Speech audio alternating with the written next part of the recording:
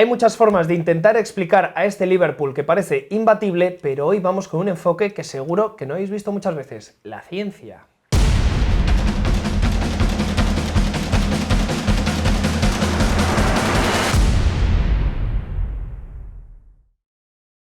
Bueno, Ilie, ¿tú eres de letras? Sí, muy de letras. Yo también.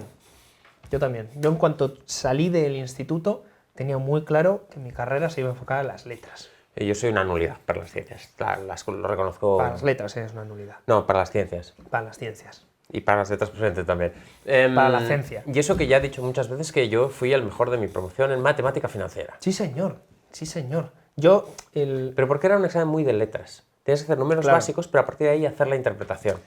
Lo que se da mal es el número duro. Ahí me sublevaba la matemática. O sea, Te ponía de mal humor. Sí, o sea, no tenía malas notas en matemáticas, pero era el típico de... Cuando entraba la profesora de economía, que espero que no sea suscriptora, porque sabe quién soy, ahí me daba mucha rabia. Era como... Además, siempre he tenido la sensación de que los pelotas suelen ser pelotas con los profesores de ciencias. Es como, vete con tus números a otro lado, imbécil. Pues hoy vamos a hablar de ciencia, Eli. Hoy vamos a hablar de ciencia porque este Liverpool tan extraordinario, vosotros veis a grandísimos jugadores que están a un enorme nivel, veis a un entrenador también pues que prácticamente convertido en el mejor del mundo, y una gestión del club que es ejemplar. Pero detrás de todo esto, una cosa que distingue a los Reds, Ilie, es que tienen un departamento dedicado única y exclusivamente al análisis del fútbol desde un punto de vista científico y estadístico como yo nunca había visto antes. Sí, la verdad es que cada vez es más común que los grandes clubes tengan departamentos solo orientados a esto. El otro día, por ejemplo, alguien me contaba que en el Barça tienen 9 personas dedicadas exclusivamente a la parte de análisis de datos, ¿no? Sí. En el caso del Liverpool, una de las cosas que más llama la atención es el perfil de la gente que está al frente del equipo. Es un perfil de gente muy de ciencias, gente que está en las antípodas del nuestro, de perfil. Sí, sin duda alguna. En el caso de Michael Edwards, que es el director deportivo y el supercapo, o sea, Michael Edwards, digamos que es junto a Klopp han formado un tándem en la parte deportiva fantástica. No se entendería, yo creo, los éxitos de Klopp sin la figura de Michael Edwards. Es un tipo que había trabajado ya como analista en el Portsmouth y en el Tottenham, pero la gente que trabaja con él tiene un perfil que es mucho más de NASA, ¿no? Tú dices, oye, perfil de esta gente, ¿en qué empresa crees que trabajan todos juntos? En la NASA. Sí, efectivamente, porque, atención, vamos a bajar ahora al siguiente nivel, a la división de investigación del Liverpool. Y vamos a empezar con el director del que os vamos a hablar bastante en este vídeo, que es Ian Graham. Ian Graham es un doctorado en física teórica. Estamos hablando de un empleado de un club de fútbol, doctorado en física teórica. ¿Esto significa que existe la física práctica? Aquí ya... ¿La física es como el carnet de conducir? No, ¿Tienes parte teórica y parte práctica? Sí. No tienes absolutamente ni idea, yo tampoco. Hay un momento en el que la física no... O sea, hoy vamos a hacer un vídeo sobre cosas que no sabemos nada. Vamos a dar datos y... Claro, física de partículas. Pues dime si una física de partículas es este puñetazo. También tenemos a Tim Wasket. Tim Wasket es astrofísico. Un equipo de fútbol, sigo repitiendo, el Liverpool. Will Sperman es doctor en filosofía y además con estudios en física de partículas. Un PhD en física de partículas. Impresionante. ¿Qué demonios es la física de partículas? Y si esto ya os parecía poco, tenemos a David Steele, que es un matemático y antiguo campeón junior de ajedrez. O sea, has montado a los 4 fantásticos del friquismo matemático. Impresionante. Pues estos tipos son los encargados de llevar el análisis del fútbol a un plano estadístico-científico para llevar al Liverpool a otro nivel. Es un grupo de nerds. Un grupo de nerds que está consiguiendo que los Reds se distingan de todos los demás. Y ahora es cuando os vamos a contar dónde empieza esto con Jürgen Klopp. Porque aquí hay una historia muy curiosa que implica especialmente a Ian Graham, este hombre que ya os comentábamos, que os vamos a hablar de él y que es el director de esa división de investigación. Porque Graham aparece en noviembre de 2015, que es el momento en el que Klopp llevaba 3 semanas ya a las órdenes del Liverpool. Todavía era un proyecto muy embrionario del klopismo en Liverpool, y es entonces cuando Graham entra al despacho de Klopp. Sí, porque claro, cuando llega Klopp, digamos que esto pasa mucho en los clubes. Toda esta gente depende mucho del entrenador que haya, porque hay entrenadores que no creen nada en esto y dicen, no, a mí no me cuentes historias, con lo cual su trabajo no sirve para nada. Cuéntaselo al del paro. Hay auténticos departamentos de clubes que están trabajando, pero su análisis no sirve para nada porque el entrenador no se lo compra. Entonces, Ian Graham, cuando Klopp llevaba ya 3 semanas, dice, bueno, es el momento de ir a venderle. O sea, Exacto. él iba con esa intención. Y además, voy a venderle mi trabajo. Y además que él se se lo va a interese vender, y me compre lo que estoy haciendo. Y se lo va a vender a un entrenador que en el Borussia Dortmund jamás hizo caso a los datos. El propio Graham lo dice. Klopp nunca antes había hecho caso a este tipo de análisis. Él entrenaba pues como un entrenador, entre comillas, más puro o más tradicional. Pero lo gracioso es la conversación que tiene Nile. Claro, porque Ian Graham dice, mira, ¿sabes qué? Se lo voy a vender con un ejemplo práctico. Entonces Ian Graham comparece ahí y le dice, bueno, ¿qué tal, Jürgen y tal, no sé qué? Y empiezan a hablar de su trabajo en el Borussia Dortmund. Y entonces Ian Graham le dice, ¿cómo olvidar ese partido que perdisteis con el Mainz? ¡Qué mala suerte tuviste! Y entonces Klopp le dice, ¿lo viste? La verdad es que fue increíble. O sea, tuvimos no sé cuántas ocasiones. Pero Klopp le dice, bueno, lo viste, ¿no? Claro. Si me está diciendo esto, claro, lo viste, les burreamos. Y entonces es el momento en el que Graham, mirando hacia Klopp, le dice, no he visto ni un segundo del partido. Lo he visto todo con los datos y con el modelo de análisis que he creado para analizar partidos. Y claro, Klopp se da cuenta de que un tipo que no ha visto ni un solo segundo del partido le acaba de describir perfectamente todo lo que sucedió en ese partido. Luego coge Graham y le saca otro ejemplo, Hoffenheim. Y contra el Hoffenheim perdieron de nuevo después de hacer, 90 minutos de ataque total contra el rival. Y Klopp otra vez, bueno, vergonzoso ese partido, no he visto una cosa así en mi vida, teníamos que haber ganado sí o sí. Pues tampoco he visto ni un solo minuto del partido. Y es que cuando Klopp empezó a ser uno de los candidatos al banquillo del Liverpool, a Ian Graham le habían encargado un estudio sobre Klopp, que venía de una última mala temporada en el Borussia Dortmund. Y que llegó a erosionar, digamos, su reputación como entrenador. De hecho, estaban en zona de descenso en la primera mitad de temporada. Luego se recuperan y acaban séptimos. Pero bueno, séptimos para el Borussia Dortmund después de los éxitos que había tenido, es verdad que su reputación queda un poco afectada. Y Ian Graham hace un estudio y descubre, analizando todos sus partidos, que en realidad su posición, si no hubiera tenido tan mala fortuna durante la temporada en partidos como el del Mainz o el del Hoffenheim, debería haber sido segundo. Alucinante, ¿eh? Alucinante. El modelo matemático de Graham decía que esa lógica matemática debería haber correspondido a un segundo puesto y no a un séptimo. ¿Y qué conclusión tiene Graham después de este estudio y con la que va a los directivos del Liverpool? Señores, por mucho que ahora mismo este entrenador esté más desprestigiado por este resultado, estamos hablando de un tipo que ha entrenado a uno de los equipos que, al menos desde que yo analizo el fútbol, más mala suerte ha tenido una temporada. Pero los resultados del Dortmund séptimo no son culpa de Klopp. Entonces, si queréis mi opinión matemática sobre este entrenador es top.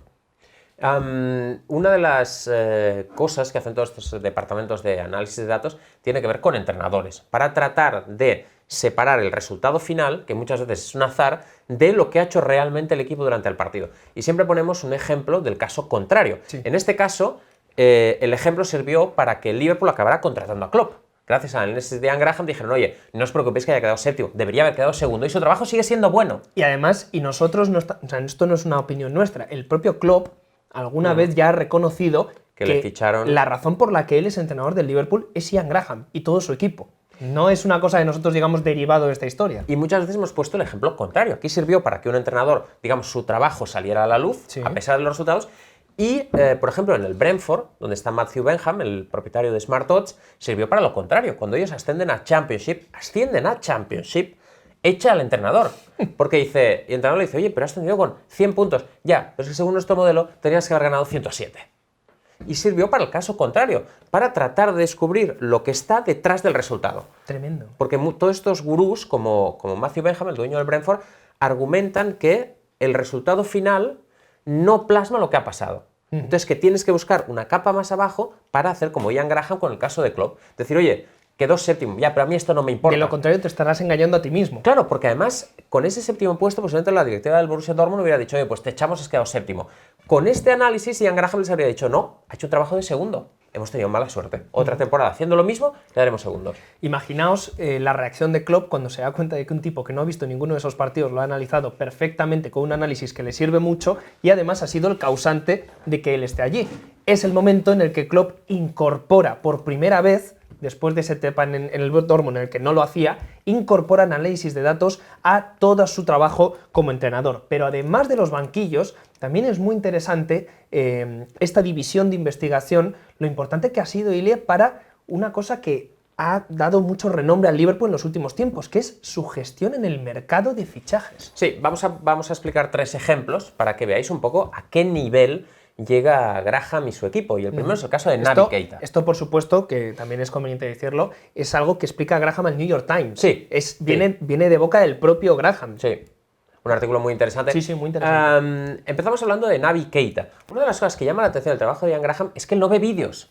O sea, hoy en día todo el trabajo de análisis que se hace en los clubes, ¿no? Normalmente de ojeo del rival, de ojeo de futuros jugadores, pasa por el vídeo. O sea, no es, millones de clips de vídeo. No es un scouting, realmente es como un scouting estadístico, pero, claro. pero él no ve vídeos porque él dice que el hecho de ver un vídeo de un futbolista, en vez de ver solo sus datos, le acaba condicionando. Entonces él, cuando le encargan un jugador, yo creo que hay veces que Graham es capaz de fichar a un jugador sin saber su cara. Sí, sí. Solo sabiendo cómo juega, pero verdad. sin saber el aspecto físico. Y en el caso de Naby Keita, Ian Graham jamás vio un vídeo, jamás vio un vídeo de Naby Keita, pero vio sus datos, se dio cuenta que era uno de los centrocampistas más versátiles del mundo y dijo, este tío hay que ficharlo, sin haber visto nunca un vídeo de él. Dijo, mira, yo a él no lo he visto. O sea, podría llegar a la mesa, claro, podría ir a la mesa, como en el caso del Mainz, no, yo nunca vi ese partido. Oye, Naby Keita, ¿y cómo es tal? No sé, si yo en realidad no lo he visto nunca, pero he visto sus datos y hay que ficharle. Exacto. Es verdad que es un caso que ahora nos podéis decir, bueno, Naby Keita todavía no ha brillado en el Hombre, lo ha hecho cuando ha jugado. Claro, hay que ver, porque es también una apuesta clara de Graham, que él mismo además dice que normalmente cuando ve jugadores como Keita, los anima mucho en el sentido de, joder, esto también para mí es una reivindicación de mi trabajo enorme. Como igualmente es una reivindicación enorme el fichaje de Mohamed Salah, donde también tuvo mucho que ver Graham, y empezamos por un análisis que hizo él y probablemente muy poca más gente en el mundo. Y es que, según los datos de Graham, en el Chelsea Salah no fue un fracaso. Claro, porque mucha gente, esto pasa mucho con los jugadores, ¿no? Y lugares comunes contra los cuales hay que luchar, porque van asociados. Salah se va al Chelsea, tiene pocas oportunidades, y la gente dice, uy, ha sido un fracaso, un paso atrás, no se ha adaptado, el clásico, ¿y esto por qué habrá sido? Bueno, es un egipcio, ha venido a Londres, no se ha adaptado. Y eso ya es una rémora, es una etiqueta que te cuelgan, y ya no, Salah no funciona. Y Graham descubrió que en realidad la productividad que tuvo en el Chelsea, en las pocas oportunidades que tuvo, fue la misma que había tenido siempre. La misma, no, antes y después del Chelsea. Paso fracasado, no. Ha estado al mismo nivel de siempre. De siempre. Quedó para la historia, en Salah no le fue bien en el Chelsea. No jugó y lo acabaron traspasando, pero mal no le fue. Él rindió al buen nivel. Según el modelo, esto siempre según el modelo matemático de Graham, pero si hablamos de este modelo es porque ahora este Liverpool es la perfecta demostración de que este modelo funciona. Pero Graham llega a la conclusión de que no fue tal el fracaso de Salah, según los datos, en la Premier League, y además con ese modelo luego lo compara con otros jugadores y se da cuenta Graham que las estadísticas lo que le dicen es que Salah es el perfecto complemento para Firmino. Firmino ya estaba en la plantilla, él estaba buscando un futbolista que se compenetrara con él y los datos decían que era perfecto. Por supuesto, esto otra vez lo presenta la directiva y a Klopp, ¿qué hace la directiva? ¿Qué hace el club? Pagamos una pasta por Salah porque hicieron una muy buena inversión y el resto es historia. Sí, porque descubrieron que Firmino pues, era un delantero que generaba muchos goles, ¿no? Su ratio de goles esperados, expected goals, era altísimo. Y dijeron, Salah es el complemento perfecto, que ya es al siguiente nivel de análisis de fichaje. Decir, oye, este jugador en una burbuja está... No, pero yo no quiero una burbuja. Tiene que encajar en mi sistema y con mis jugadores. Entonces, ¿cómo va a ser eso? Y Graham hizo el cálculo y dijo, mira, considerando cómo es Firmino, Salah va a ser un gran fichaje. Y desde luego lo ha sido. Que, por cierto, mucha gente nos pregunta, oye, contad alguna vez la historia de Firmino, ¿cómo lo ficha el Hoffenheim? El propio director deportivo del Hoffenheim contó una vez en Talk Sport, en la radio británica, que efectivamente era cierto, lo habían descubierto a través de Football Manager. Que también es otro modelo matemático. Es otro modelo matemático diferente. Infalible. Pero creo que es un dato que refleja muy bien lo bien que trabajan. Tienes a un delantero que sus pases son los que más generan expected goals casi de todo el mundo. Y tienes a un rematador que los datos te dicen que lo va a meter todo. Fíjate, justo llega y se sale Mohamed Salah. Pero además queremos hablar de un futbolista que ya no está en el Liverpool, pero que también nos hace ver que de cara a la sostenibilidad de un club es fundamental tener un equipo como el que tiene el Liverpool, porque Graham fue, bueno, siempre hablamos de Graham, pero entendemos que es todo el equipo de Ian Graham, fueron fundamentales para el fichaje de Coutinho cuando llegó desde el Inter. Y es verdad que Coutinho luego favoreció ese crecimiento del Liverpool en los primeros años de Klopp, pero claro, sin la venta ultramillonaria de Coutinho al Barça, no se entiende la financiación de Alisson, Fabinho y Van Dijk. Yo pondría estos tres porque el montante de todos esos traspasos, sin el traspaso de Coutinho, estos tres no estarían hoy en los Reds. Claro, otra parte interesante del tema de acertar con los fichajes es luego la venta. Exacto. Es luego la venta cuando no encajen con tu sistema, que es lo que pasaba en el caso de Coutinho, que era un futbolista que no encajaba en el sistema de Klopp, pero gracias a que lo habían revalorizado, pues se llevaron mucho dinero para comprar los jugadores que sí necesitaba Klopp. Y lo que hablamos muchas veces, imagínate el momento en el que el Southampton, porque esto también te sirve para poner precio a los jugadores, con los análisis que tú ya manejas. El Southampton te pide por Van Dijk 70 millones, pero claro, tú ya sabes cuánto puede valer Van Dijk y lo que hace Van Dijk a través de los datos. Y lo ve el Liverpool y dice, ya, pero es que este tío lo vamos a comprar por este dinero, pero en un año y medio a lo mejor vale 200. Claro, es que exactamente eso pasó con Van Dijk. Ellos llegan a un determinado valor de un jugador y en función de eso aceptan o no ofertas, o propuestas de venta. En el caso de Van Dijk, para ellos, ahora hablo de memoria, pero creo que era algo así, llegaron a una ocasión que para ellos valía como 120 millones. Entonces fueron a hablar con el Southampton y dijeron, oye, ¿por cuánto nos lo vendéis? Por 70. Y dijeron, Ganga, qué barato. Ganga. Qué barato. Cuando todo el mundo estábamos diciendo, madre mía, qué precio por un central, que es una de las cosas más absurdas del mundo, porque un central ha de valer menos que un delantero. No, por un central, ¿cómo se pueden gastar esto? Viene del Southampton, bueno, que más da de donde venga, sí es muy bueno. No, pero son lugares comunes que siguen existiendo en el fútbol y que esta gente es capaz de detectar para darles la vuelta. No, oye, no, Van Dijk, Southampton, central, 70, no, es que a nosotros vale 120. Y hasta el punto de darle la vuelta, pero que yo creo que en este vídeo lo que está quedando claro es que estos tíos son indispensables para que el Liverpool haya vuelto al lugar de grandeza que le correspondía. Os hemos hablado mucho del modelo matemático, de los estudios que hacen pues, digamos del fútbol para traspasarlos a datos y demás, y como os hemos hablado aquí de fichajes, ahora queremos poneros un par de ejemplos para ilustraros bien cómo tratan ellos el fútbol, qué es lo que ven estos analistas a la hora de meterle el bisturí a los partidos de fútbol. Y lo primero de todo, que me ha parecido muy curioso leyendo papeles científicos de esta gente, investigaciones y demás, es que tienen un modelo de análisis de pases que indica el porcentaje de posibilidad de cada pase que puede hacer un jugador en un momento justo. ¿Cómo se explica esto? Ellos analizan el valor de cada pase en función de si es una buena idea hacer el pase, si es una buena idea hacer el pase en función de si las posibilidades que tiene de llegar a otro jugador, ¿vale? Independiente si es más fácil, más difícil, si hay jugadores entre medias, cuánto beneficio sacaría en este caso el Liverpool si el pase sale bien y cuánto beneficio sacaría el rival en caso de interceptar ese pase. Con esas tres variantes, la dificultad del pase y el beneficio para el que lo hace y el beneficio para el que lo robaría, van analizando cada pase. Esto luego está muy bien para medir, por ejemplo, la toma de decisiones de un futbolista, cuando tú analizas tu propia plantilla. Claro, vas a Klopp y le dices, Jürgen, mira por ejemplo los pases que está haciendo Fabinho. Según nuestro sistema, tienes que corregirle luego en el entrenamiento esto y esto. O esto y esto. Pero esto es una herramienta impresionante para el equipo técnico. O jugadores que cometen siempre los mismos errores. Claro. Entonces, oye, siempre comete este error que no ves este pase porque no estás bien orientado, para que luego puedan corregir, oye, oriéntate bien y podrás ver el otro pase. Porque muchas veces los jugadores dan los pases incorrectos porque ni siquiera están viendo los pases correctos que tienen a su disposición. Estas estadísticas luego se juntan con otras y muchas veces consiguen juntarlo todo en vídeos. En vídeos que nos hacen ver el fútbol de una manera distinta. Y os hemos puesto un ejemplo que viene precisamente del propio equipo del Liverpool, como vais a ver a continuación, que tiene que ver con la ocupación de espacios. De esta manera cuantifican cuál es el espacio de terreno de juego que está bajo control, como vais a ver en el vídeo, del equipo rojo o del equipo azul.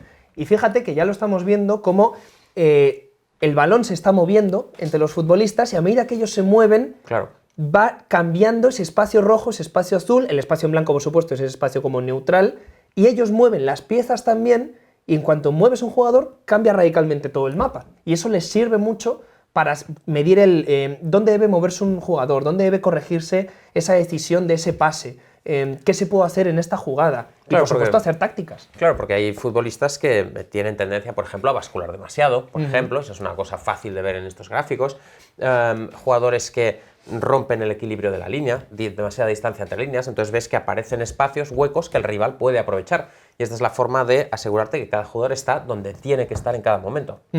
Leía a Will Sperman, uno de los miembros de este equipo, que al hablar de esta tecnología... Que es doctor en filosofía y PhD en física de partículas. Casi nada, casi nada. Pues decía nuestro amigo Will que de esta forma, al juntar vídeo y datos, les sirve para encontrar y evaluar momentos críticos en los partidos, pero además esto les permite analizar no solo lo que pasa con el balón, lo que de verdad ha pasado en el campo, sino, que eso me parece también muy interesante, encontrar todas las oportunidades que no se explotaron cuando tenían el balón. Claro. O sea, ya no es solo analizar lo que pasó, sino lo que podría haber pasado. Claro. Entonces, llevas el análisis táctico de un equipo a un nivel que nunca antes había existido. Es un nivel impresionante. Además, os vamos a querer enseñar también otra gráfica, para que veáis hasta qué nivel trabajan estos tipos con el fútbol. Lo estáis viendo ahora mismo en pantalla. Que esto, perdona, podría ser un mapa de las montañas rocosas, por ejemplo. No descarto incluso que sea del desnivel del campo, del Wycombe. Podría ser, del desnivel del campo del Wycombe. Podría ser también. Lo que estáis viendo, los puntitos en rojo, son el Liverpool. Y en rojo están las zonas a las que pueden llegar antes los jugadores del Liverpool que el equipo rival, que lógicamente son los puntos azules. A partir de aquí, calculan las probabilidades de marcar un gol en los próximos 15 segundos. Y de ahí sale ese 1,3% que estáis viendo. 1,3% es las posibilidades que tiene el Liverpool en esta misma situación de marcar un gol en los próximos 15 segundos. Es absolutamente increíble. Es que a mí, de verdad que este vídeo tenía ganas de hacerlo porque me parece apasionante esto. Es increíble. Por supuesto, hay una pequeña cosa que hay que decir, que muchas veces estas cosas nos sirven para detectar pequeñas ventajas ante el rival, pero no son una ciencia cierta. Exacto. Es decir, cuando decimos, es que el otro día en el grupo de WhatsApp del podcast había una discusión sobre expected goals. Y entonces, no, por el expected goals yo no creo en esto y tal, no sé qué. Bueno, no quiere decir que ese equipo tenga que haber marcado 2.27 goles, tal, no sé qué, pero sí te indica más o menos algunas cosas. Es decir, si tú acabas un partido con expected goals 0-3, es evidente que no lo has hecho bien aunque hayas ganado 1-0. Sí. Entonces, digamos que estas cosas no significa, no, pues mira, si ponemos el balón aquí siempre, repetimos el ejercicio 100 veces, lo vamos a 1.3, vamos a acabar en gol. Hay un margen de error muy amplio. Pero te indica, comparando según el mismo modelo, si el balón está aquí, si el balón está allá, si el balón está tal, ¿dónde nos interesa tener el balón, por ejemplo? Y por supuesto también, es que es lo que hablábamos antes, ahora ya sabes, en función de esto que te han explicado los datos, qué perfil de jugador es el perfecto para desarrollar esas jugadas. Entonces vas perfeccionando la maquinaria hasta tal punto que hoy vemos al Liverpool que parece que es que no hace nada mal. Es precisamente por esto. Y sobre lo que comentabas, es muy interesante el propio Graham que le dice al New York Times que es un modelo que siempre están perfeccionándolo, siempre. Y yo creo que nunca van a dejar de hacerlo. Pero hay situaciones que no puede predecir. Y el ejemplo perfecto que lo pone el propio Graham es el gol al Barça de Origi en el córner frente a Alexander-Arnold. No hay ningún modelo matemático que pueda predecir que en ese momento, cuando Trent se está alejando del balón y forma parte del engaño a la defensa del Barça, vuelva corriendo, mire a Origi se desmarque y marque gol. Eso no es matemática, eso es absolutamente instinto. Imposible.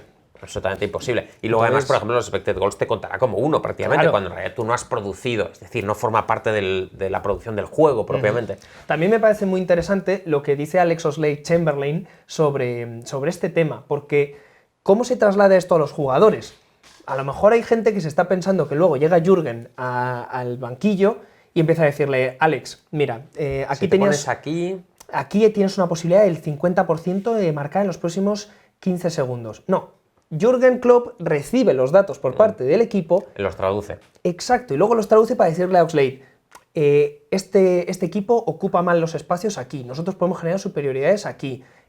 Normalmente la ocupación de espacios de Firmino favorece este pase aquí, pero no le dice, mira, según el modelo estadístico tal, ahí creo que es la parte que hay que valorar, y tú lo sabes bien, de ser buen entrenador. Claro, siempre explicaba, por ejemplo, Pablo Zabaleta en el Manchester City. En el Manchester City tenían como un casillero donde cada uno tenía su iPad.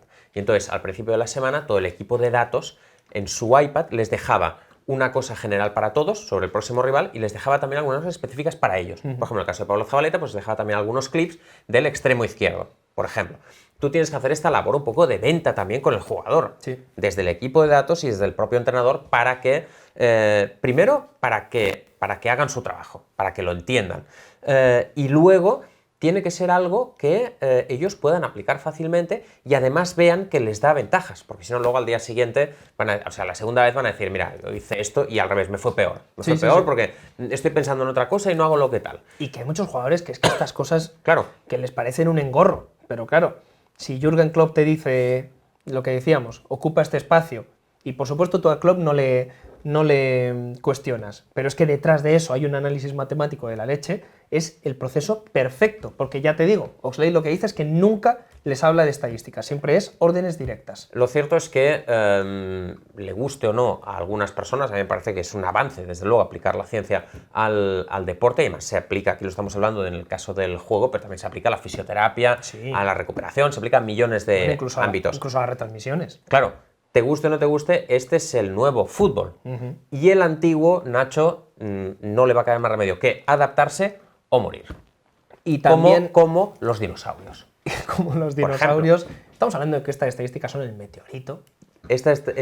El análisis de datos y el análisis científico es el meteorito de los dinosaurios del fútbol. Bueno, pues tenemos como meteorito la cara de Ian Graham y como dinosaurio, en este caso, a Sam Allardyce, porque rescatamos unas declaraciones de Sam Allardyce que vienen perfectas para esta situación. Sam Allardyce dijo en su día: el fútbol es impredecible, demasiado impredecible como para tomar decisiones en base a estadísticas. No estamos hablando de béisbol o fútbol americano.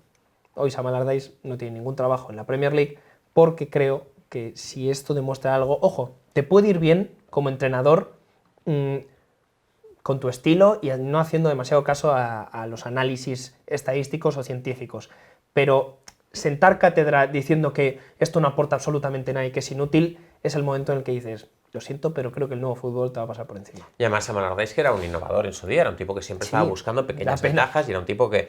Pero no ha sabido adaptarse y pues la realidad es la que es. Por cierto, ahora que hablaba del béisbol, una cosa que no hemos apuntado, John W. Henry, el dueño de Liverpool, es propietario también de un equipo de béisbol y es estadounidense y es alguien que conoce bien todo este modelo científico de aplicación de la ciencia al deporte, y es uno de los impulsores desde arriba, porque yo creo que para que esto funcione tienes que tener el impulsor desde arriba, sí, que todo el mundo crea en eso y que todo el mundo esté alineado, porque si el entrenador no cree, no funciona, si el dueño no cree, no funciona, si no tienes a los mejores, no funciona, entonces tiene que estar alineado como pasa en Liverpool. Y además esa relación con el deporte americano, con el estadounidense, mejor dicho, creo que es fundamental, porque ellos en esto siempre han sido muy pioneros, claro, y centrándose en este tipo de análisis. Bueno, muchachos, pues hasta aquí el vídeo de análisis de la ciencia que hay detrás del Liverpool. Esperamos que os haya gustado porque... Nos hemos salido bastante bien, ¿eh? Hombre, yo creo además... Hemos empezado hablando de física de partículas y yo he dicho, esto no lo vamos a sacar. Esto no lo sacamos adelante, pero al no, final ha sido un vídeo que creo que ha estado bien, porque es un tema que no solemos tocar y que tampoco creemos que toquemos mucho. Estaría bien entrevistar a alguien de este grupo, ¿eh? Bueno, pues podemos flipar. O sea, yo con un astrofísico... De hecho, yo hace tiempo estoy pensando en pedir una pequeña entrevista en el Brentford. Estaría bien, ¿eh? Hombre, sería genial. Con alguien de análisis de datos. Oye, a ver, ¿cómo ganáis partidos gracias a esto? Que es la pregunta final. ¿Qué hacéis? ¿Qué hacéis? ¿Qué demonios hacéis? No, en física de partículas, vete por ahí. ¿Te imaginas que luego te coge el de Brentford? Pues mira, en realidad lo que hacemos es, les tenemos a todos dopados, nos van a meter un puro en cuanto se den cuenta. Déjate de estadística, chútales a esta gente sustancias ilegales y ya está.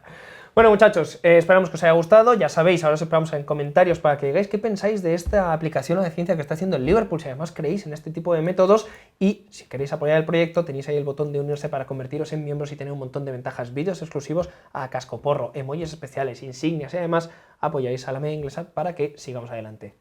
Adiós.